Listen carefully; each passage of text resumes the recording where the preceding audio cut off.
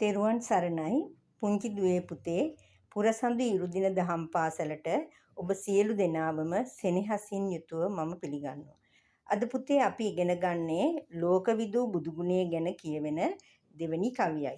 ලෝකවිදු ගුණයෙන් සැනසූ ලොවෙහි නෙකසත් මුනිඳු පුදමින් පතනෙමි නිරෝගී වූ ලොවක් සුවපත්.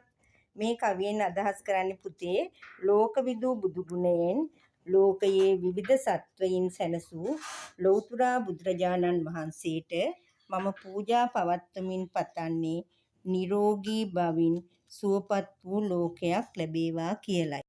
පුංචි දුවේ පුතේ අද අපි ඉගෙන ගන්නවා වට්ටක ජාතකය.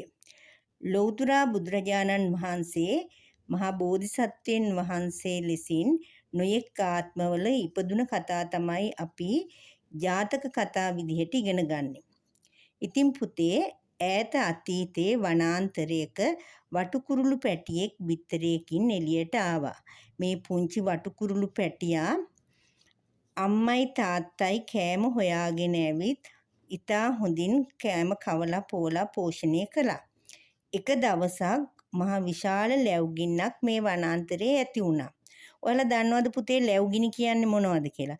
කැලෑවල ගස්වල අතු එකට ඇතිල්ලිලා හටගන්න ගින්දර තමයි ලැව්ගින්න කියන්නේ. ඉතින් මේ ලැව්ගින්නෙන් බේරිලා කුරුල්ලු හැමෝම පියඹලා ගියා. වටුකුරුළු අම්මයි තාත්තයි දෙන්නත් හරි අසරණ වෙලා වටුකුරුළු පැටියව දාලා අඬ ජීවිත බයෙන් ඉගිලිලා ගියා.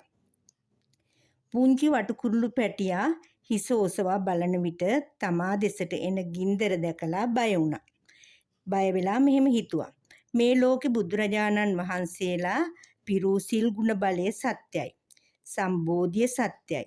මමද ගින්නෙන් බේරී යා නොහැකි ලෙස මගේ පියාපත් සවිමත් නොවී තිබෙන බවත් කකුල් සවිමත් නොවුන බවත් සත්‍යයි. මගේ දෙමව්පියන්ද මා හැරදමා ජීවිත බේරාගෙන ඉගිලී ගියා. මේ සත්‍යානුභව බලයෙන් මේ ගින්න නිවේවා කියලා කිව්වා. එතකොටම පුතේ ගින්දර නිවිලා ගියා. වටුකුරුළු පැටියා ගින්නෙන් ආරක්ෂා වුණා. එදා බෝසත් වටුකුරුළු පැටියා කළ සත්‍යක්‍රියාව තමයි අදත් වට්ටක පිරිත කියලා පිරිත් පොතේ පිරිතක් තියෙන්නේ. මේ වට්ටක පිරිත ගිනිබිය ආදියෙන් වැළකීමට භාවිතා කරනවා.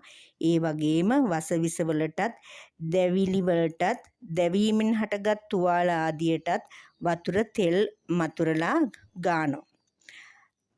ඉතින් පුතේ අද අපි පුරසඳු ළමා බෞද්ධ ප්‍රදර්ශනයේ වෙසක් කූඩු සැරසිලි වල හොඳම නිර්මාණ කීපයක් ඔබට ඉදිරිපත් කරන්නයි යන්නේ.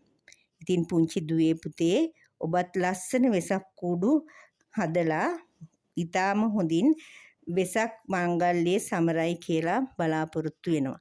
ඔබ සැමට සිරි සුබ වෙසක් මංගල්‍යයක් වේවා.